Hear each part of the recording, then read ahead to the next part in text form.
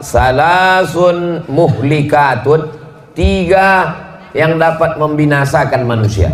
Yang pertama yang membinasakan kita ini adalah syuhun muta'un, sifat syuh yang selalu ditaati, diikuti. Syuh ini selalu diterjemahkan dengan pelit. Pelit ini dalam bahasa Arabnya 2, satu bakhil, satu syuh. Beda bakhil sama syuh begini. Bahasa Indonesianya diterjemahkan bakhil pun pelit, syuh pun pelit, tapi sebetulnya beda. Bedanya begini. Misalnya kita pulang dari masjid ini, jalan ke tempat lontong sayur. Misal kita pun makan.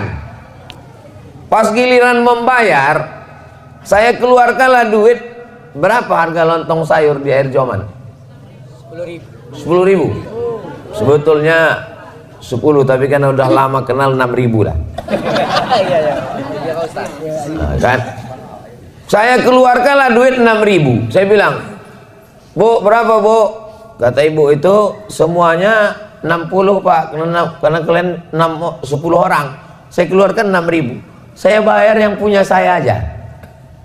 Tak mau duit saya itu meleleh ke orang lain. Itu namanya bakhil. Apa namanya? Bakhil. Kalau duit itu hanya untuk dia saja, itu namanya orang ini bakhil. Kalau syuh tadi, pas giliran membayar, dibilangnya kawannya, sakit pula perutku. Duit dia jangankan ke orang lain, ke perut dia sendiri pun tak mau dia. Duit dia disimpannya untuk beli sawit. Duitnya tak mau meleleh sama sekali. Itu namanya syuh. Jadi antara bakhil dengan syuh mana yang lebih parah? Syuh. Makanya dalam Quran dikatakan, wa may yuqa syuhha nafsihi, siapa yang selamat dari penyakit syuh, fa ulaika humul muflihun. Ulaika humul muflihun. Itulah orang beruntung. Subuh ini insyaallah kita selamat dari penyakit syuh. Amin. Kalau mau ngetes nanti balik dari sini, pergilah ke tempat lontong sayur. Biar nampak mana yang bakhil, mana yang syuh. Biasanya orang kalau dapat meteran, dapatnya meteran, itu dipakainya untuk mengukur orang apa untuk mengukur dirinya? Mengukur orang lain. Begitulah orang kalau udah pengajian, dipakainya untuk mengukur orang lain. Habis itu nanti makan, ini kawanku ini udah bakhil nih nampaknya.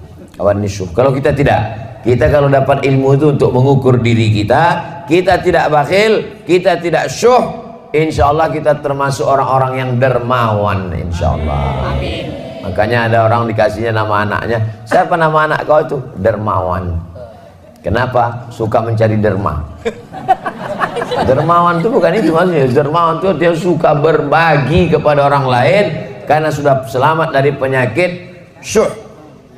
Yang membinasakan yang pertama manusia ini adalah syuhun muta, sifat bakhil, pelit, kikir, medit, kedekut, apa lagi? Polit, pedangki. Yang dipeturutkan manusia ini makin tua makin pelit atau makin dermawan? Mengaku orangnya. Manusia ini kata orang, ibu kenapa tak bersedekah Bu? Nantilah Pak Ustadz, anakku masih sekolah. Nanti kalau udah tamat anak ini sekolah, insya Allah begitu tamat anak sekolah makin pelit. Kenapa? Anak kuliah pula, biaya makin mahal. Semester belum dibayar. Mau uang ujian, mau uang wisuda lagi. Sidang terbuka 10 juta, sidang tertutup 15, buka tutup 25. Nantilah Pak Ustadz, kalau udah wisuda anakku ini, insya Allah aku mau menyumbang. Begitu anak wisuda tak juga. Kenapa? Anak mau kerja pula, menyiapkan duit sogoknya lagi. Betul tidak? Betul. Betul semua kata orang. Begitu anak udah kerja, nanti kalau anakku ini udah kerja, insya Allah aku mau nyumbang Pak Ustadz. Begitu anak udah kerja tak juga. Kenapa? Biaya nikah lagi. Tahulah berapa sewa gedung. Bukan cukup sekarang pakai layar tancap. Nantilah Ustaz kalau anak ini udah nikah, insya Allah. Begitu udah anak udah nikah, pelit juga. Kenapa? Mengandung pula cucu mau lahir. takut operasi sesar. Menantu tadi asik tidur siang. Jadi kalau dipeturutkanlah bakhil ini sampai mati kita tidak akan pernah bersedekah. Ini kita ini sekarang di daerah mana ini? Erjoman. Saya tak tahu. Berangkat dari Silaute, pejam mata saya tiba-tiba sampai pokok karet. Pejam sekali lagi nampak sawit. Pejam sekali lagi nampak masjid. Orang daerah Erjoman ini, daerah lingkungan masjid kita ini, orangnya sudah selamat semua dari penyakit bakhil. Amin. Dari mana Ustaz tahu? Masjidnya bagus. Ini menunjukkan orangnya mewakafkan tanah. Ke belakang saya tadi wudhu, tempat wudhunya bagus, toilet, kerannya banyak, tengok. Entah hidup atau tidak, wallahu a'lam. Hidup. Tak ada lagi tanah tempat parkirnya. Keramik turun sampai ke bawah. Udah itu pula lantai teruslah sampai halaman sana, berpagar pula cantik. Mudah-mudahan yang membangun masjid ini kalau dia meninggal dunia dilapangkan Allah kuburnya. Amin. Kalau dia masih hidup diberkahi Allah rezekinya. Amin. Barakallahu lakum fima ataitum wa barakallahu lakum fima abaqaitum wa ja'alakum tahuran. Begitu cara mendoakan orang yang berwakaf bersedekah. Barakallahu lakum fima ataitum wa barakallahu lakum fima abaqaitum wa ja'alaha lakum tahuran. Kalau hafal. Kalau tak hafal gerak-gerakkan aja mulut. Mana tahu nanti ada orang minta doa kan. Bu, ibu kan orangnya pengajian. Ya, tolong doakan Bu sedekah kami ini.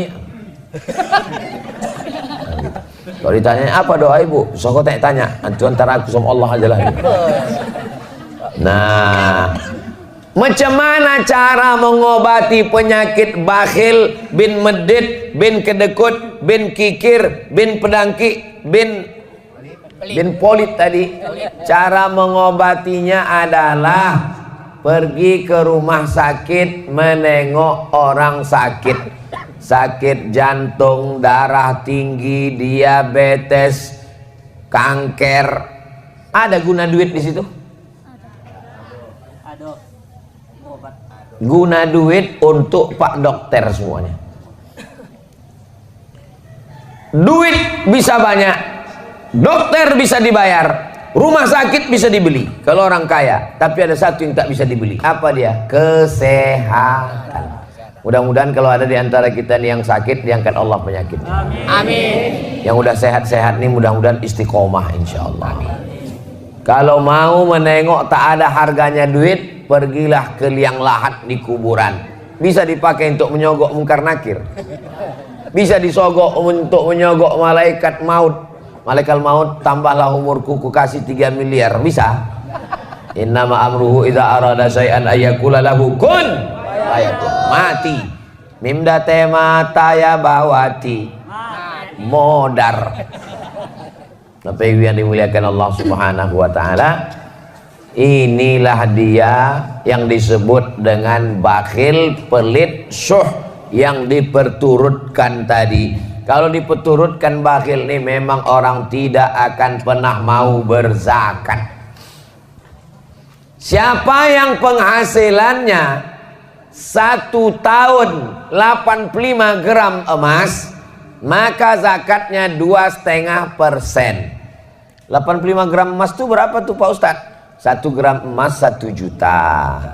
Sebetulnya udah naik 1.200.000, tapi karena kita udah lama kenal 1 juta aja lah. Pala banyak kali. 85 gram kali 1 juta berarti 85 juta. Siapa di antara bapak ibu ini yang penghasilannya 85 juta di total setahun, maka keluar zakatnya 2,5%. Kalau ditengok dari gayanya, orang ini penghasilannya seminim-minimnya 100 juta ini. Amin. Dari bunyi mengaminkannya aja pun tak yakin. Amin. Amin Pak Ustaz. Orang yang takut nyebut amin itu 2 kemungkinan. Pertama, karena takut ragu. Yang kedua, takut dicatat Bawaslu. Saya pun hati-hati juga ceramah ini sekarang. Udah diawasi Bawaslu, tak boleh. Ustaz jangan sebut partai, tak ada aku sebut partai. Ustaz jangan sebut nomor, tak ada aku sebut nomor. Ustaz jangan sebut capres, tak ada aku sebut. Ustaz tak boleh sebut nama, tak ada sebut. Cuman ku bilang, yang tidur di rumahku kemarin, itu pun kena tegur juga. Tak boleh sebut-sebut calon presiden yang tidur di rumah Ustaz. Tahu yang tidur di rumahku kemarin? Tahu.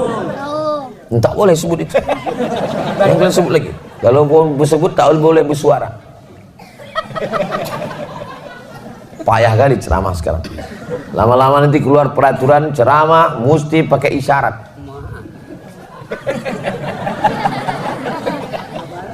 Bapak Ibu yang dimuliakan Allah Subhanahu wa taala, maka keluarkan zakat 2,5%. Kalau 100 juta zakatnya 2,5%, berapakah zakat dari 100 juta?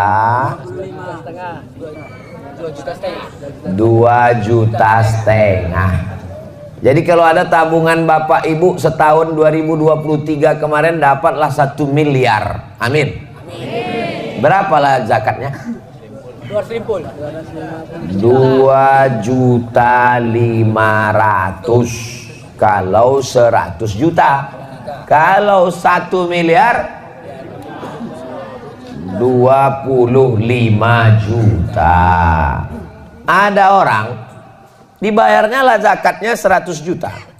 Ustaz, saya bayar zakat saya 100 juta. Kalau 100 juta zakat dia, berarti pendapatannya tahun itu, memang kalau belum sarapan nih Pak yang ngitung-ngitung memang. Kalau tuan pergi ke Medan, hati-hati digigit belatung. Kalau awak belum sarapan, memang payah menghitung-hitung. Kalau ada orang membayar zakat 100 juta, itu berarti duitnya 4 miliar. Bapak berapa bayar zakatnya Pak? Aku bayar zakat 100 juta Pak Ustadz. Oh, berarti duit Bapak 4 miliar. Enggak, duitku cuma 400 juta. Loh, kenapa duit Bapak 400 juta Bapak keluarkan 100 juta? Bapak keluarkan 100, berarti Bapak salah hitung. Saya tak salah hitung Pak Ustadz. Kenapa Bapak keluarkan 100? Aku mau memancing rezekiku. Ada jenis manusia macam, cuman manusia yang macam gini tak banyak. Udah hampir-hampir punah lah. Perlu dibudidayakan. Jauh berjalan banyak ditengok, lama hidup banyak dirasa. Lain padang, lain belalang, lain lubuk, lain ikannya. Banyaklah saya jumpa manusia yang unik-unik macam ini. Tapi tak banyak kali. Cara dia untuk menjolok rezeki itu adalah dibanyakkannya zakatnya, biar supaya diturunkan Allah. Dan memang manjur rupanya. Jangan berhitung-hitung sama Allah. Ini banyak orang ini berhitung-hitung sama Allah. Kau kalau berhitung-hitung sama Allah, nanti Allah berhitung-hitung pula sama kau. Dikasihnya napas setengah. Baru tahu, tak sampai ke ujung. Bayar pajak lagi Ustaz. Belum bayar pajak lagi. Bayar pajak bukan main takutnya sama petugas pajak. Kalau bayar zakat tak ada takut sama sekali. Kita semua akan mati menghadap Allah Subhanahu wa ta'ala. Inilah yang pertama, syuhud muta'. Yang kedua, hawa muttaba', memperturutkan hawa nafsu. Semua hawa nafsu kalau diperturutkan binasa. Makan, dalam Islam boleh makan? Boleh. Tapi ada yang boleh dimakan, ada yang tak boleh dimakan. Jangan semua yang kaki 4 dimakan. Jangan semua yang merayap dimakan. Kereta api pun dimakan. Ada yang boleh dimakan, ada yang tidak. Ada yang halal, ada yang haram. Maka Ustaz, kalau memang Allah itu maha baik, kenapa diciptakannya anjing? Kenapa diciptakannya babi? Itu untuk menguji kita ikut Allah atau tidak. Kalau memang Allah itu baik, kenapa diciptakannya setan? Allah menguji kita, apakah kita ini memperturutkan hawa nafsu atau tidak. Masalah makan, kulu, makanlah min thayyibat, makanlah yang baik-baik saja. Minumlah yang baik. Boleh minum tua? Tak boleh. Boleh minum aren? Boleh. Kenapa? Ini memilah dan memilih. Nikah, silakanlah nikah.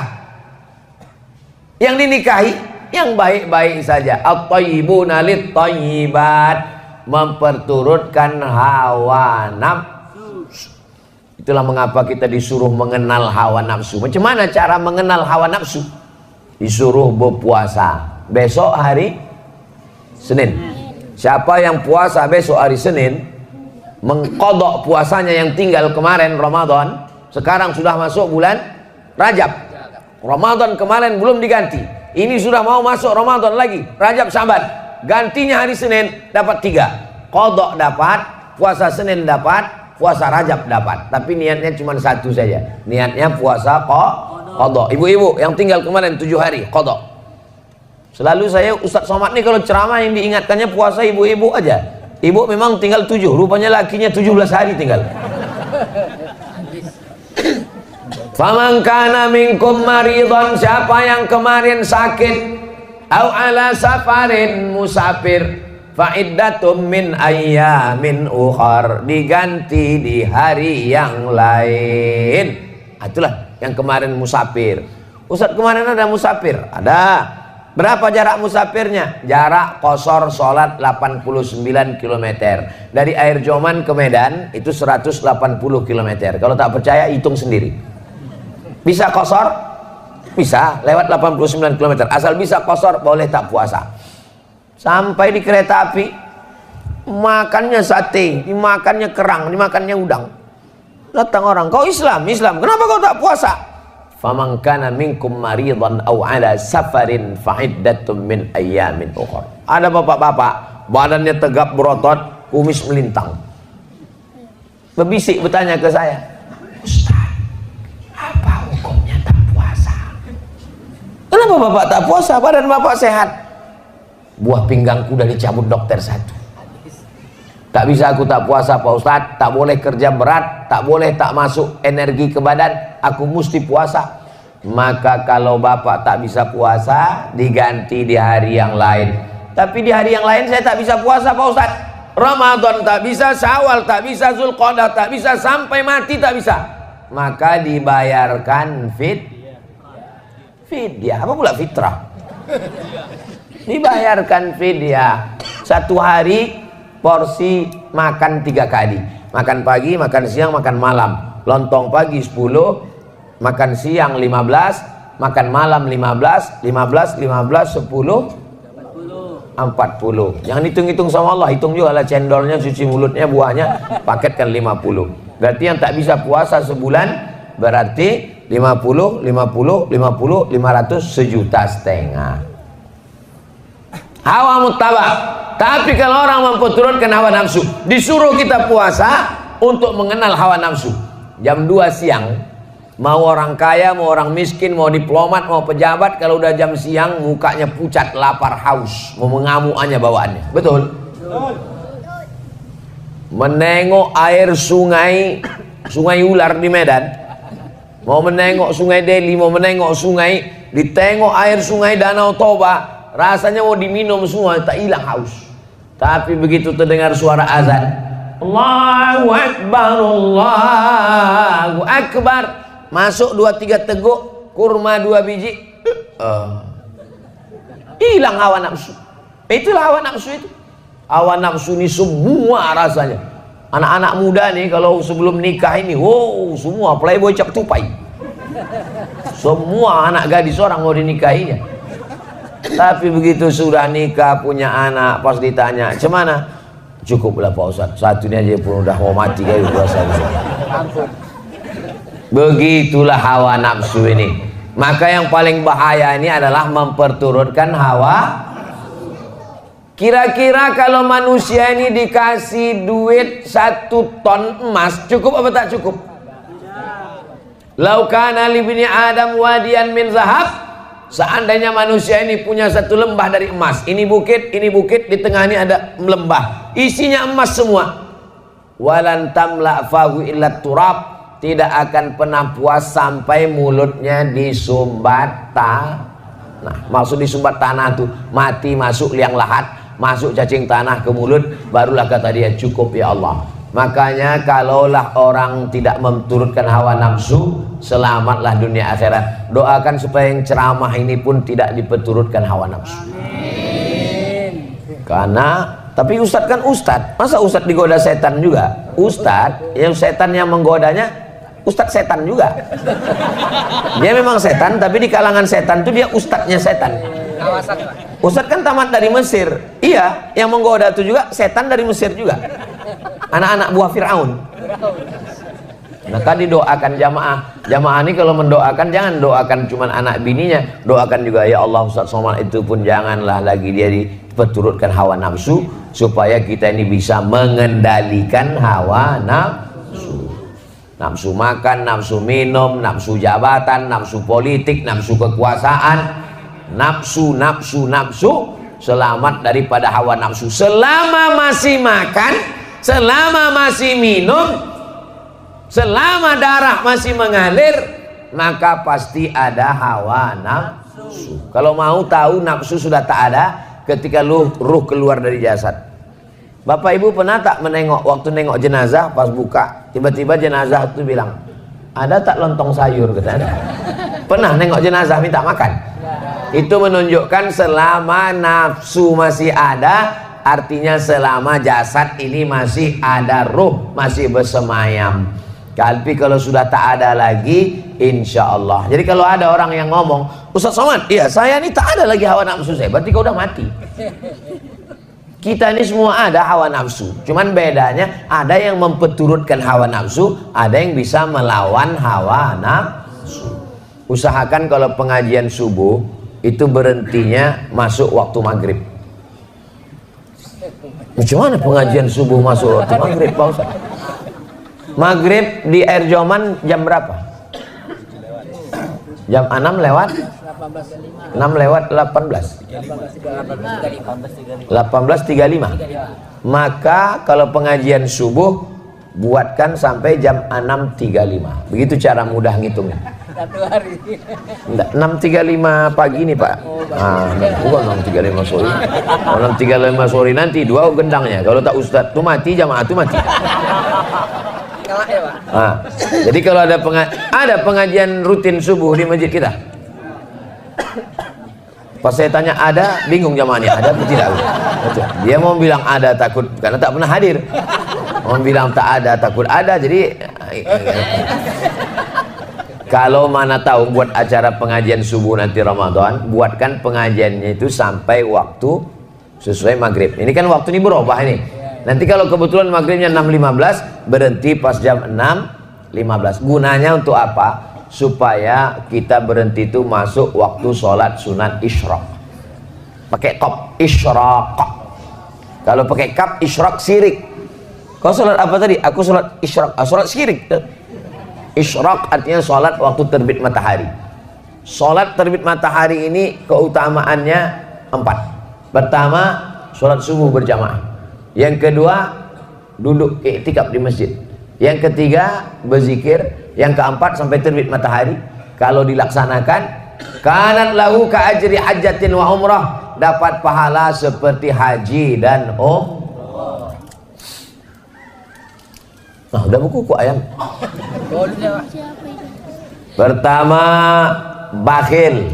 Yang kedua, memperturutkan hawa nafsu. Yang terakhir, yang ketiga. Kami perhatikan Ustaz Somad dari semalam ceramahnya di Silau Laut, di Air Joman, nanti di Tanjung Balai, 3 terus. Kenapa 3? Karena Kak Nur Aini ini nomor 3. Yang ketiga, fokus ini dulu, itu nanti. Yang ketiga adalah i'jabur rajuli li nafsihi, merasa kagum dengan diri sendiri. Ini penyakit yang berbahaya nomor 3. Di antara kita ini semua yang ramai ini di masjid nih, siapalah yang paling bisa kena penyakit ujub, kagum? Saya ini yang paling bisa. Disediakan tempat di depan, diminta jadi imam, disediakan kursi. Orang nyari-nyari kursi, saya dikasih kursi. Disediakan meja, disediakan air putih. Sebentar lagi teh manis datang, kopi susu, bandrek. Sebentar lagi nasi air masih mendidih. Jadi yang paling bisa kena penyakit ujub saya inilah, ujub. Penyakit ujub itu apa? Penyakit merasa kagum dengan diri sendiri. Pak Haji, pernah Pak Haji sholat di masjid di Air Joman? Masjid itu aku yang bangun, kalau bukan karena aku Aku. Kalau bukan karena aku kemarin tak datang Ustaz Somad tuh kampung kita. Kalau bukan karena aku tak jadi tablik akbar. Kalau ada orang begitu, sikit-sikit aku bilang sama dia, Pak, di dalam Quran itu yang selalu nyebut aku ada 3. Yang pertama Fir'aun, yang kedua Qarun, yang ketiga setan, yang keempat bapak. Sikit-sikit aku. 4 ya, Pak? 4. Apa kata Fir'aun? Ana rabbukumul a'la. Aku Tuhan kamu, kata Fir'aun. Apa kata Qarun? Innama utituhu ala ilmin indi. Itu harta yang banyak itu karena ilmuku, aku. Apa kata setan? Ana khairum minhu. Aku lebih baik daripada Adam. Sikit-sikit aku. Nah, maka selalu nyebut aku. Saya apa Ustaz? Sama sih. Saya sama aku sama aja. Bapak Ibu yang dimuliakan Allah SWT. Nanti kalau ada yang bertanya, apalah judul Ustaz Somad itu ceramah tadi? Ada 3. Apa yang 3 tuh? Entah aku pun tak ingat. Ngantuk kali aku.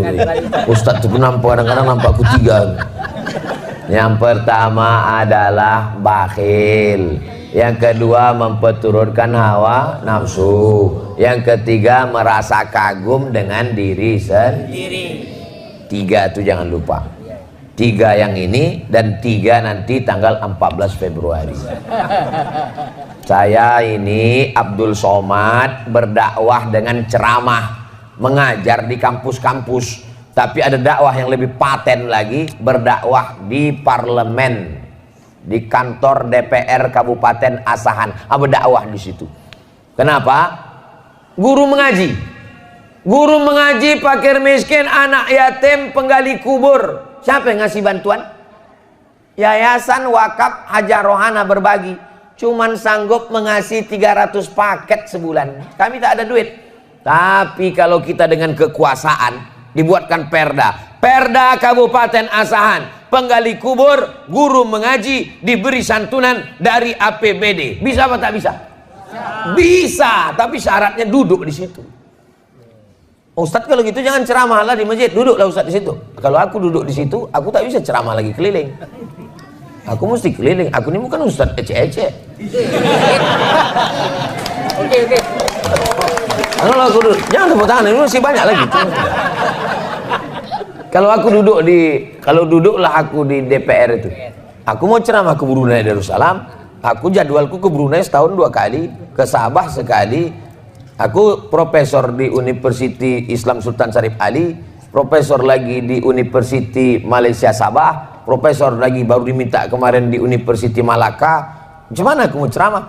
Maka aku tanyalah saudaraku, kakakku, ku tanya, siapa di antara kalian yang siap? Kalau siap nanti ku dukung, ku kampanyekan. Kata Kak Ani, aku siap, kata dia. Secara pendidikan dia S2, SH, MH. Siap kakak nanti? Siap. Insya Allah nanti aku keliling 3 kecamatan. Kecamatan mana aja? Kecamatan Silo Laut, Kecamatan Air Joman, Kecamatan mana lagi Kak? Tanjung Balai. Oke, kita mainkan nanti keliling. Siapkanlah, saya bilang. Inilah saya datang nih keliling menyiap. Kira-kira jamaah mau tak memilih yang saya pilih ini? Dari bunyinya macam tak mau. Kami memang tak ada duit, karena ini berjihad kita ini. Nanti kalau datang sampai tanggal 14 nih orang yang ngambil duit, ambil duitnya, tapi milihnya tetap pilih Kak Nur Aini. Setuju? Cocok? Alhamdulillah. Saya ini kan yang mau dipilih ini 5 ini. DPRD Asahan, DPRD Sumatera Utara, DPR RI, DPD, Presiden Wakil Presiden. Saya tidak semuanya ada 5 nih, tak ada. Yang ada cuman DPRD Asahan. Itulah Kak Nur Aini. Omak saya sama omak dia adik beradik kandung. Omak saya namanya Hajah Rohana, omak dia namanya Uwa Hajah Jareah, anak Siti Aminah. Siti Aminah nih anak Syekh Abdurrahman, Syekh Silau Laut. Mana tahu nanti ditanya orang, apa hubungan Bu Nur Aini itu sama Ustaz Somad? Omak dia dengan omak Ustaz Somad, omak-omak. Jadi saudara macam mana lah saya? Sepupu. Kata-katanya itu masih ada keluarga Syekh Silau. Iya masih, macam mana? Entahlah. Syekh Abdurrahman tuh Syekh Silalau tuh punya anak namanya Siti Aminah. Siti Aminah tuh punya anak namanya yang nomor 5 Hajah Jareah, nomor 10 Hajah Rohana, nomor 10 tuh Mak Ustadz Somad, nomor 5 tuh Mak Bu Nur Aini ini. Bisa Bapak Ibu jelaskan kalau ditanya orang? Kalau bisa, kalau ingat. Kalau tak ingat, video ini kan ada diputar. Nih direkam lagi, nanti diputar lagi di channel Ustadz Abdul Somad Official. Subscribe, like, share, and comment. Yang DPRD provinsi saya tak ada calon, yang DPR RI tak ada, yang DPD saya kemana-mana di Sumatera Utara ini itu ada ketua tim UAS namanya, yang menunjuk, yang mensurvei, menengok hotel, menengok, mencicipi makanan. Kalau ada racun situ dia mati duluan. Ada, namanya tim Ustadz Abdul Somad, namanya Bang Darwis. Mana tim Ustadz Abdul Somad? Bang Darwis, berdiri dulu Bang Darwis biar nampak jamaah nih. Inilah ketua tim Ustadz Abdul Somad. Bang Darwis Halomoan Harahap Halak Ita Sasudena. Tunggu dulu Bang Darwis, duduk dulu. Belum. Bang Darwis ini calon anggota DPD nomor 6. Nanti waktu buka kertas, yang mana yang tim Ustadz Abdul Somad itu? Kalau pergi ke pasar Keramat, jangan lupa membeli kain. Kalau ada kakak dan tim Ustadz Abdul Somad, jangan pilih yang lain. Ini dia orang. Ingat, yang tepuk tangannya ya cucu nanti. Tepuk tangan kan main semangat. Bangun cucunya lain. Kalau tak boleh, nanti tangkap Bawaslu. Pokoknya yang mana tidur di rumah saya kemarin tuh. Itulah cuman. Duduk Bang Darwis. Bapak Ibu yang dimuliakan Allah SWT, kita jawab beberapa pertanyaan ini. Jangan kemana-mana, kita lanjutkan setelah yang satu ini. Ya kalau di TV begitu. Kok ditengok dari tebalnya pertanyaan ini, azan-azan asar lah baru selesai. Cuman aja Mas, siap? Siap. Wah, luar siap, biasa air zamannya. Bagaimana cara mendidik anak yang nakal, susah disuruh sholat? Dari kecil telonjak-lonjak, sudah besar terbawa-bawa, sudah tua terubah tidak. Jadi mendidik anak ini dari mulai mencarikan ayahnya. Bapak punya anak gadis kan? Bapak yang punya anak gadis kalau mau mendidik cucu, waktu mencarikan ayahnya. Bapak yang punya anak lajang kalau mau punya cucu soleh, waktu mencarikan omaknya. Makanya buatkanlah fit and proper test penerimaan calon menantu.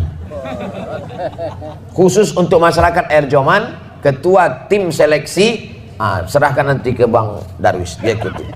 Untuk tim seleksi, tim penguji Abdul Somad. Jangan mencari menantu karena sawitnya luas, karena duitnya banyak. Kusangka Pak Ustadz kalau nikah sama dia aku bahagia. Baru kurasakan Pak Ustadz. Cuman rasanya Bu nikah sama orang tak sembayang, macam tidur sama babi hutan Pak Ustadz. Kunci kalau kebetulan tak sembahyang jangan tersinggung. Kunci mendengar ceramah Ustadz Somad itu satu saja, jangan tersinggung. Beberapa jamaah tersinggung pulang meninggal. Nah ini langkah yang pertama, lakinya mesti sembahyang, bininya mesti sembahyang. Kata almarhumah emak saya, aku waktu mengandung kau, sesusah apapun tak pernah sembahyang ku tinggal. Sakit pun aku tak pernah sembahyang ku tinggal. Aku mengandung kau, sejak dari dalam kandungan kau ini memang tak pernah tinggal sembahyang. Jadi ibu jangan tinggalkan sembahyang, paksa-paksakan sembahyang. Lalu kemudian setelah anak ini lahir, bawa dia ke masjid.